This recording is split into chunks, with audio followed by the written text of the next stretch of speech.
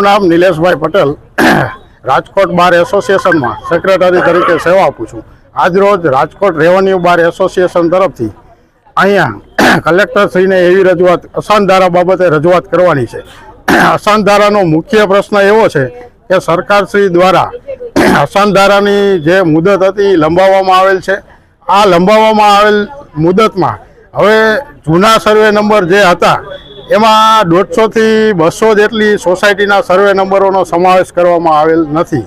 તો આવા સર્વે નંબરો જે સમાવેશ કરવામાં આવેલ નથી તો એની મંજૂરી લેવાની છે કે કેમ, અથવા તો એવી મંજૂરી જો લેવાની થાય તો એની અમે જે કાંઈ અરજીઓ કરે એમાં મંજૂરી આપવી જોઈએ, અથવા તો એ જો સર્વે નંબરનો સમાવેશ થતો ન હોય તો સબ રજિસ્ટ્રાર કચેરીને એવી સૂચના આપવી જોઈએ કે આટલા સર્વે નંબરનો સમાવેશ કરવામાં આવેલ નથી, તો એવા દસ્તાવેજો જ્યારે રજૂ થાય ત્યારે એને સત્વરે નોંધી આપવા જોઈએ। હવે જ્યારે સબ રજિસ્ટ્રાર કચેરી આવા સર્વે નંબરનો દસ્તાવેજ નોંધવાની ના પાડે તો એવા ઘણા સોદાઓ રદ થાય છે, લોકોને ઘણી હાડમારીનો સામનો કરવો પડે છે અને મંજૂરી પણ એવા સર્વે નંબરની આપવામાં આવતી નથી। તો આવી ઘણી અરજીઓ હાલમાં પેન્ડિંગ છે।